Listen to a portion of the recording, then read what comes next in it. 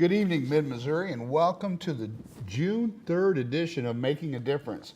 Our guest this evening is Phil Steinhaus. Phil, you're a longtime Columbian. You're a Hickman High School graduate, a graduate of the University of Missouri, but more importantly, you're the executive director of the Columbia Housing Authority. What else do I need to say? Welcome to the show, man. Thanks, Mark. Thank you so much for taking the time and being with us. Tell our audience, the executive director or chief executive officer of the Columbia Housing Authority. That's got to be one of the greatest jobs anyone could ever have. That's a great big job anyway. It is. It's a pretty exciting job. The best part about it is the people I get to work with. I have a phenomenal staff, and also the people that we get to help through the programs. We have almost 2,000 families here in Columbia that we're helping with housing and supportive services and helping them find a way out of poverty if they can, or live as independently as possible if they're a senior or disability. And there's just all those great little stories out there where you touch someone's life and you make a real difference, and that's really what it's all about. Say no more. Yeah. You're a longtime resident. You graduated from Columbia Hickman in 1975. So you've seen a lot of changes over the years in this community. Yeah. Tell us about your experiences and what has gotten you to this point. Well, I moved away for a little bit. You know, everybody wants to see if the world is a little bigger or better out there, and then soon you realize how great Columbia is.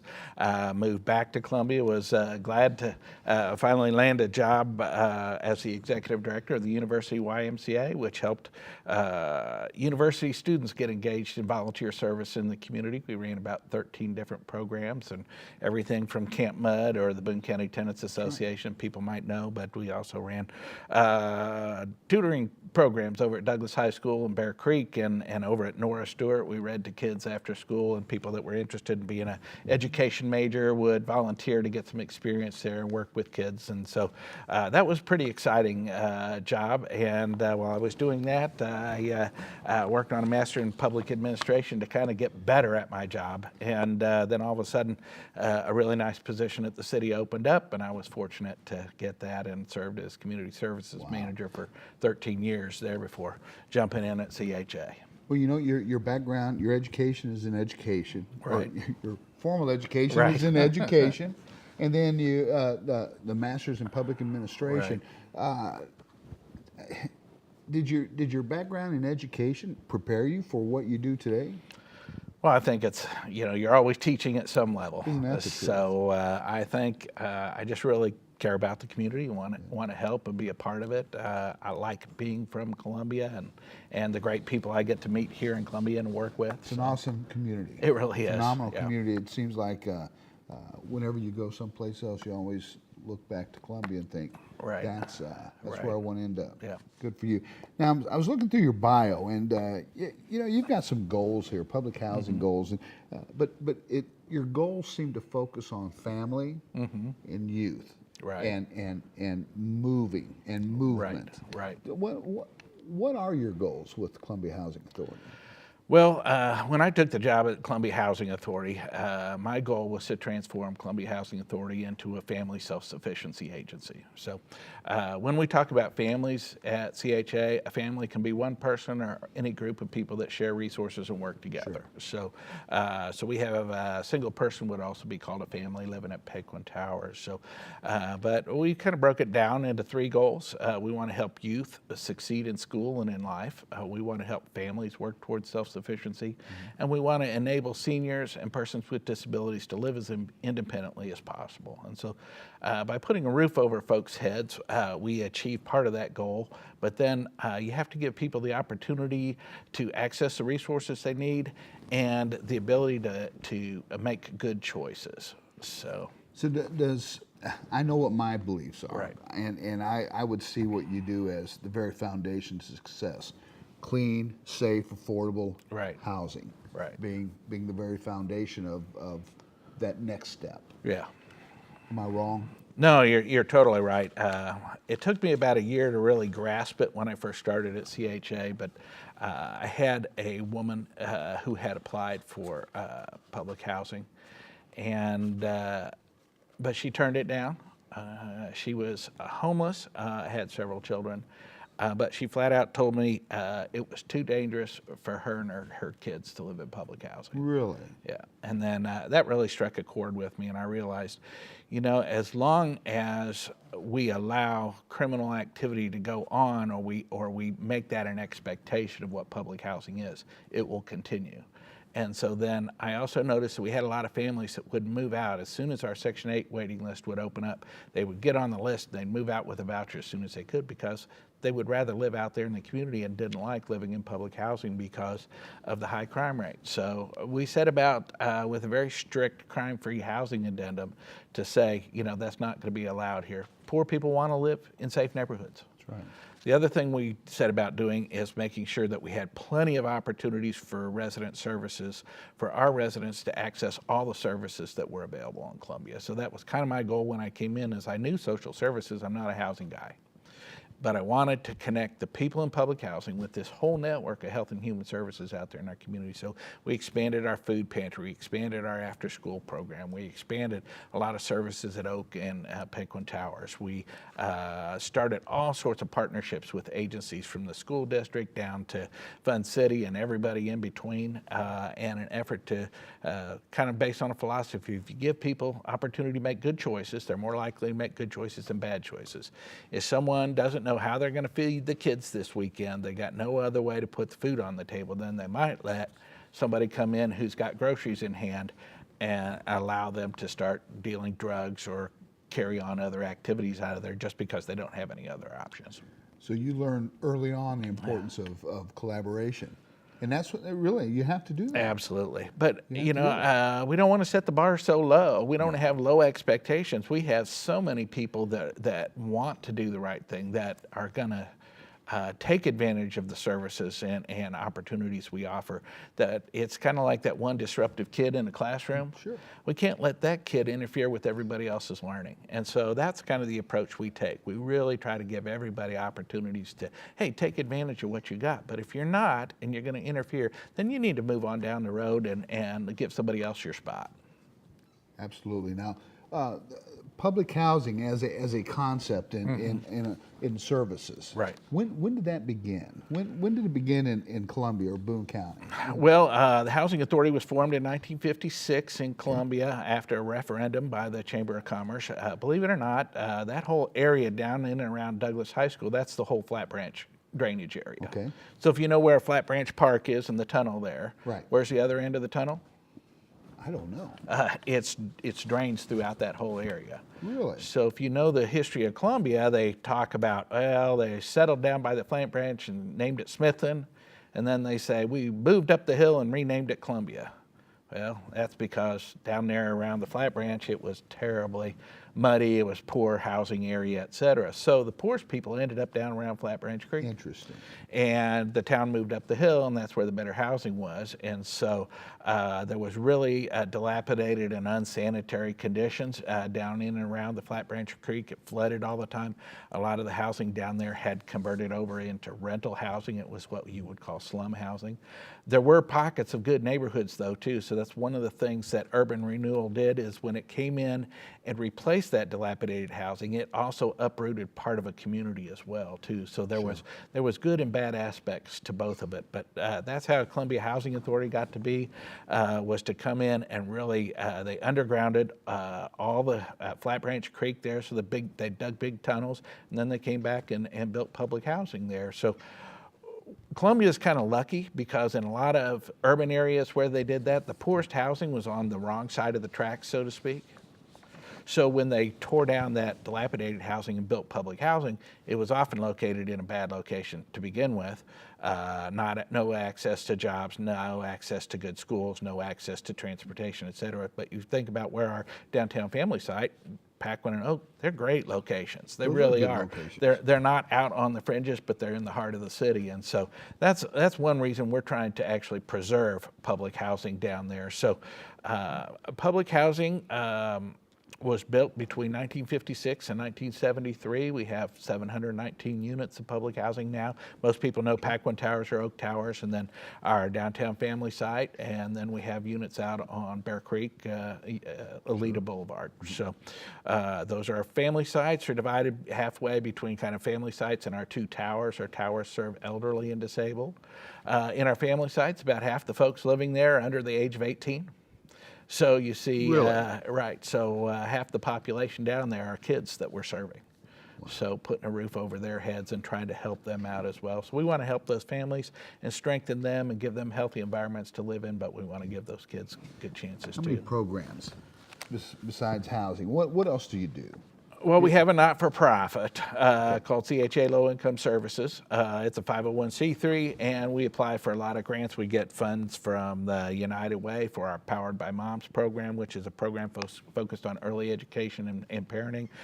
We get funding from the City of Columbia for our Moving Ahead program, which is an after-school academically focused program where we serve 70 kids at the Blind Boone Center Now, after is this school. a program that's new with your reign as the Chief Executive Officer? Well, we greatly expanded it, improved it. Let's say I built So on. it is. You brought it in. You brought I it like in. to think I'm standing on the shoulders of giants. Well- So my predecessor Doris Childs got a lot of things started, Outstanding. and then we built on those successes. My director of resident services, Becky Mart, just does a phenomenal job. Good. And we have some great staff down there. So we have about 30 different grants that we piece together and have a budget of about $1 million for all the different programs that we offer. And that includes a program called 21st Century Learning Communities, and that is a program that puts teachers and counselors and mentors, supplies and services in after-school programs throughout Columbia. So our Moving Ahead program, Boys and Girls Club, Fun City, and it connects with the schools, and it has an evaluation component to make How do you sure we have support good that? outcomes. Well, we get money through Department of Elementary Secondary Ed for that. Good. Yeah, so that's a big grant that we received is about good. 3 years ago, and it's one of those collaborations. So it brings all the after-school programs together, but it ties them into the school. So when the kids leave the school environment, they're coming into the after-school environment. There's a continuum of services that are. So what the kids learn in school is what he's focusing on when he's doing his homework. It's kind of busy time too. You don't have time to do anything else. Well, right. We have 1 hour where they have to study, and then we have some, blow off time when they first get their little recreation, do some crafts and that kind of stuff, and then from 4:30 to 5:30. We also provide a meal every night to all the kids too. Wow. Yeah. So you're just not about housing. No, Columbia no. Housing Authority No. is not just about housing. We're really about partnerships and collaboration and helping our, if we're not going to build more public housing, which they're not, then we have a limited amount, so we can't, there's a huge need. We have a long waiting list, so let's help the people here up and out, and that's we can help the folks that are on a waiting So what's your relationship with HUD? list. We're funded by HUD. Completely. Right. Good. Yeah, we were formed by HUD, so our budget for public housing is about $4.5 million a year total. And then we have the Housing Choice Voucher Program, which is called the Section 8 program. Most people know that. So what happened in the 70s was you looked around the country and you saw public housing wasn't being managed very well. And we had these urban ghettos, and you've seen, Good Times. They lived in public housing in Chicago, and it didn't, you've seen those urban ghettos and those the nightmares that public housing turned into some communities. And so the philosophy changed and said, let's give people more choice and more flexibility and more mobility. So instead of putting people just in public housing and concentrating the poor in one area, let's give people vouchers. They can go out and rent on the private market. They can go by the school they want to, near where they work, near a family member they need to care for. If they need to move, then they can move with their voucher. And so the Housing Choice Voucher Program was born. And so There's a little more flexibility to a lot more flexibility and portability there. And so, and then we don't own that property. We just make a payment to the landlord. So everybody in public housing or on the Section 8 program pays 30% of their adjusted household income. Okay. And then we make up the balance through housing assistance payment. So everybody pays what they can afford to pay. And if they lose their income, they let us know, we lower their rent. If their income goes up, then they pay more rent. But they're going to have a place to stay. Right, They absolutely. will not be pushed to the side. Right. What's your waiting list to get on your voucher program? Well, we opened the waiting list for 1 week in 2012 when we took 1,500 applications. Okay. We took it by lottery and we closed that list. after 1 week, because there's no point in taking somebody's name and say, well, we can't offer you housing for 3 years or 4 years. Right. So right now our list is down to about 500 folks. But it's frozen because HUD has reduced our funding. So we're actually, we have 1,147 vouchers, but we've only got about 1,050 leased up because they're not giving us enough money to lease up that last 100. So, You see any change in that? You think it'll change? oh boy. You probably have your finger on the pulse of Washington. so- Yeah, it's so dicey. It's all politics. I don't see a big flood of money coming in. So unfortunately, that's just a struggle we go through. We try to keep as many leased up as possible. And Sure. So, and I've got a great director of that program too. I heard that. I heard that. Yeah. Your yeah. wife does a fantastic job You running mean- that program. oh, yes. Yeah, Yes, she- Andrea. We'll go ahead and say her name. Andrea Tapia, director of the Choice Voucher It's Program. our largest housing program. It's about $6 million a year that's paid directly to landlords to provide housing assistance to folks. So I know how she runs our house. So you're in trouble. She does a great job. So. What other programs do you have that you just? I mean, you wake up in the morning, you're just like, let's go. I'm excited. This is just so awesome what we're about to do.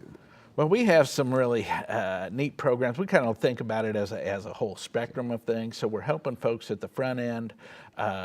One of the programs that we really, I'm excited about that turned out to work really well is called our reward program. Okay. And it's, I always forget exactly what it's reaching excellence, working towards achieving dreams. I think Wow. that's what it is. So, but we had some money left over to grant about 3 years ago that was meant for job training.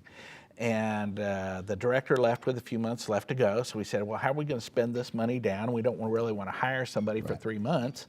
So we said, what if we just placed people in jobs through a temp agency and attached $2,500 to them as a training wage? Oh wow. So now if you go to an employer and we say, hey, we're going to pay their first 6 to 8 weeks for them to work at your place. But not only that, it's through a temp agency. So the first time you don't like them, send them back. No risk. You don't have to keep them on. If you got no, they're not going to collect Wow. unemployment or anything against you. Right. We're just saying, hey, give this person a chance. So the first year we placed 12 people in jobs, and at the end of the year, 11 were employed full-time and 1 was going to MU full-time. And Phil. it was like, it can't be that easy, really. Well, how can you not be excited about that? Yeah, it was. Now, admittedly, we were creaming the crop. So Right. what we have is a family self-sufficiency program. And HUD designed this program for incentive purposes. So if you remember, I told you, you pay 30% of your income. Now, let's say you start in FSS, family self-sufficiency, and you're not working, so you're paying little or no rent. And then you go out and get a job. Now we're going to say, give us 30% of your paycheck. Well, that's kind of a disincentive to go to work. So if you sign up for FSS, you make a 5-year plan, you have an advisor that helps you with that plan, helps you decide what you want to do and access resources to do it. So now if you start making more money, your share of rent goes up, but we will match that in an escrow account for you. And you Really? can cash that out at the end of 5 years. So the people that were enrolled in our family self-sufficiency program were then given the opportunity to enroll in reward, get placed in jobs, their incomes go up, but they start matching savings. So for example, if you your income goes up and now you're paying $100 more a month in rent, well, that's $1,200 you just made that year. At the end of 5 years, that's $6,000. You know how long it takes somebody to save up $6,000? It's tough. It is. So that could be your down payment on your house. That could be ability to buy a dependable right. car. That could be ability to maybe get your teeth fixed. right. A lot of different things. And last year I had 2 people that cashed out and I wrote them checks for $16,000 each. So you can make more than that. Now, admittedly, these are folks that went from like 0 to 50 did really well, went back to school and got employed in real careers. But we've got about 100 families right now in both our public housing and Section 850 in each, a little more than that, participating in that program. And so if we can help them get into that, into a job that they like that fits their needs, then that's pretty exciting. So we have two really great dynamic folks that teach those programs, and one of them also teaches our Money Smart class, which is a 10-week class about everything from credit scores and savings and how everything works all the way through the home buying process.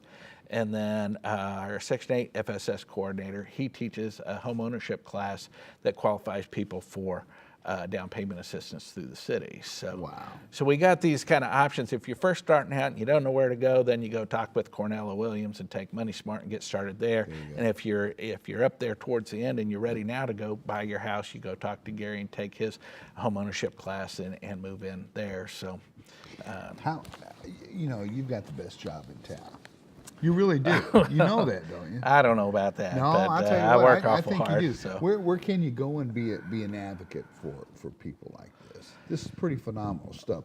It seems so much fun on the outside, but there's got to be a downside someplace. What does it take to get taken off the program? We've seen what it takes to get on the program, Yeah. but what about getting placed off the program? That's the tough part of the job right That's there. the tough Yeah. part, but explain that to our viewers.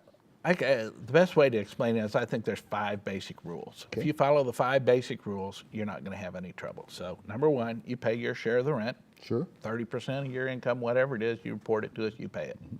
Number 2, you have to keep the utilities on in your name. Right? They're just not giving us enough money to pay your utilities, so you got to be able to afford your utilities. So contrary to what people think, it's not a free program. Right. You have to have some income. Number 3, don't tear up the place. Hey, if you're renting a place, you don't get to go kick out the windows and tear the doors down, et cetera, okay? No unauthorized people living there. We're trying to help folks, but we do background screen folks for criminal activity. Do they owe another housing authority money? What's going on? So if you've got someone living with you, they're not reporting their income, okay? So now they're cheating the program because I've only get so much money and you're living there without paying. Everybody needs to pay their share. And then finally, no violent or drug-related criminal activity. Civil behavior. So pay your rent, your utilities, don't tear up the place, no unauthorized people living there, and act in a civil manner, and you're good to go. It's not that tough of a formula. It's the rules the rest of us have to follow. Yeah, outstanding. Yeah. A lot of these housing units were built in the 50s, Right. mid-50s, 60s. Yeah, right. Man, they've got to be. There's got to be some rehab going on here. Yeah, we've actually have a plan to rehabilitate all 719 units. We were accepted into a special program from HUD called the Rental Assistance Demonstration Program. Okay. Basically what it does is that public housing operating subsidies fluctuate year to year based on Congress's whim. It will convert us over to a contract rent where they will guarantee so much money per occupied unit every year for 20 years. That allows us then to apply for low-income housing tax credits and allows us to leverage Interesting. external money. So the way I've explained it to folks is that if you go to the bank to say you want to buy a house or you want to Right. fix your house up, Right. and they say, well, how much money you want to borrow? And then you tell them, and then you say, well, what's your income? And you say, well, if I'm making $500 this month, but next month I'm making $450, and the next month I don't know how much I'm going to make. Stabilizes your ability to Right, borrow. right, exactly. So they're going to say, your financial model's a little shaky. We need to see, but if you went in there and said, I make, $1,000 a month, it's guaranteed for the next 20 years, and they look at everything you got going and say, that works, we'll loan you this amount of money. That's basically what the Rental Assistance Demonstration Program does. It puts us on a solid financial footing with a guaranteed income that we can then go use to leverage low-income housing tax credits to renovate our properties. Now, if you drive by our properties, especially downtown, and you say, hey, they're looking pretty good. They're keeping up the outside. But remember, when these places were built, energy was cheap.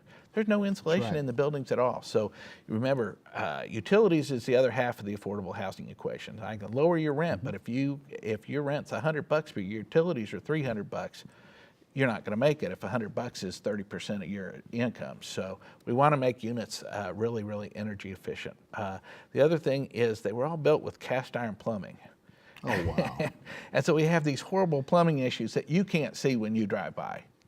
And what happens, unfortunately, is they've just been clogged up over the years. Sure. They rust out. Sure. But these buildings were also built with floating slabs, meaning Okay. they built the foundation, and then they poured the floor, but they didn't attach the floor to the foundation. So, you know, this is that Flat Branch Creek area. So the ground gets wet, it swells up, the ground dries out, things start to shrink, and our slabs in our units start to float, and they start to sink. And so then we have to come in and do what's called polyjacking. They actually come in, drill holes in the floor, and use this giant pump to pump an expanding polymer foam underneath the floors to raise them up and get them back in place. And then we cross our fingers and hope that the plumbing doesn't break loose while we're doing it. Wow. Then if it does, then we go back and jackhammer out the floor and replace the plumbing. And then we still got an old building. Right, but the funds are there or available to you to do these renovations in piecemeal, right? In piecemeal, right. Okay. So you can apply for so much in low-income housing tax credits, a very competitive business. We're competing with private developers and others, and so we've got it broken out into about a 6-phase project. We have submitted 2 applications. One is for 84 units up on Lincoln and Unity, which are our oldest public housing units, and combined with Paquin Towers, which actually we have done a lot of recent renovations to. So Paquin is in really good shape, but because it's in good shape, we can use the rent from both to make the improvements to the others. So, and then we have submitted one for our Bear Creek out on Lita Boulevard to renovate those. They were built in '78, so they're in a lot newer condition. They were built with better standards back then than the units that were built in 1956. And You're doing so many things quickly. Veterans. sure. What's going on with veterans? You've got about 10 seconds. Okay. Well, we're proposing a veterans campus out on Business Loop 70 in partnership with Truman VA and Welcome Home. We have a great project. There's some really neat stuff on our website about it. But Will you come back and spend some more time with us? Talk sure, about your I'd be veterans happy to programs do and that. stuff? And I've got some great folks from Welcome Home and Truman VA that Let's are bring really them on. powerful to talk about. Listen, Yeah. thank you so much. All right.